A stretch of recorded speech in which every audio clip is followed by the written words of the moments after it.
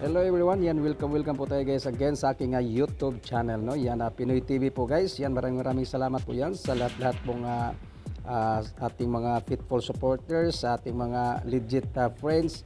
Yan, sa aking mga bayaning OFW, no? Yan, kay Chan Sulok mga kaimundo. Thank you so much po guys sa inyong support po dito sa aking YouTube channel. Kaya yun, kaya pag-usapan po natin ngayon guys, ito po yung pangyayari po ngayon. Itong pangyayari po ngayon, ito po yung pangyayari ngayon, yung pagka labas ni Dilima. Ito po yung ating pag-uusapan ngayon guys. Sa totoo lang ako, natatawa rin ako nito, no?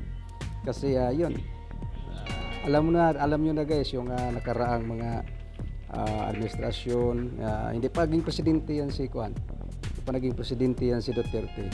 Alam nyo na kung ano yung mga binabato niya kaya Duterte, ano na yung mga sinasabi niya, ano mga satsat niya kay Duterte na hindi mga katotohanan guys. Tapos ngayon yung opo si presidente, yun kasi talagang proven naman talaga na yun talaga ginagawa niya yung kuan sa kuan doon sa kining ano yun, yung sa loob ng kulungan, no? Kaya yun ang kanyang mga gawain doon.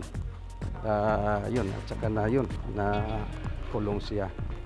Tapos ngayon, nakalabas siya, dami niyang sinasabi, no? At gusto siyang mag-respect ang Duterte. Nako, pagtawanan lang siya ni ex-president. Sa totoo lang, pagtawanan lang siya ng ex-president. Bakit? Ano bang ikakaso niya? Ano bang i-respect niya kaya Duterte, na? Wala po siyang i-respect kay Duterte. At dapat nga siya magpasalamat kay Duterte, no? Dahil ay po ay sa ilang taon po siya doon. Talaga sana naman ay pinagsisihan niya yung mga nagawa niya, no?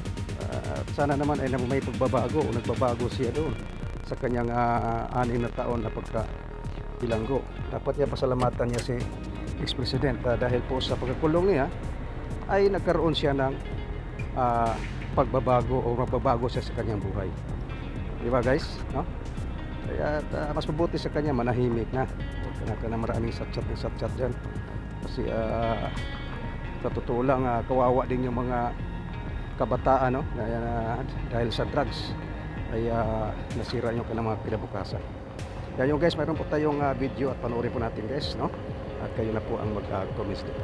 Thank you so much. Let's watch this. Nga isang senador na supposed to being Duterte fanatico eh. I'm happy for her release from detention. Huh? Ay, nako. Natatawa na lang yung dating Presidente Duterte sa kwentuhan namin. Bago ako bumaba, nag-uusap kami. Pumasok sa studio. But for the record, Attorney Sal, kasi yun ang laging pinupush ng international community na oppression, political oppression ang ginawang pagkakakulong. But then, sinasabi natin, ang laging sinasabi, of course, sa mga reports, of course, on both sides, Attorney Sal, sa side ni Senator De Lima, and of course, sa prosecution, na may basihan ang pag-file, paghahain ng kaso laban sa senadora. Former senator. Okay. At yun dapat hindi kalimutan ng publiko. Correct.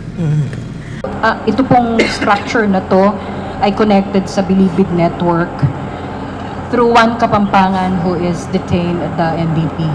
That this structure is connected sa Bilibid network. You're correct.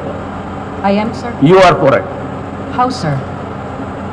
Ang operators, the drug lords are there inside. And somehow, nakakuha pa rin ng mga cellphone.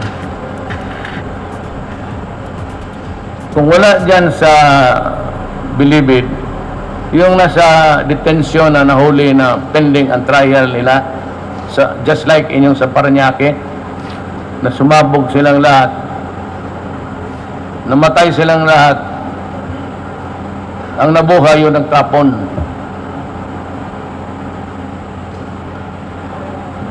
Siniguro niya muna na yung mga ulol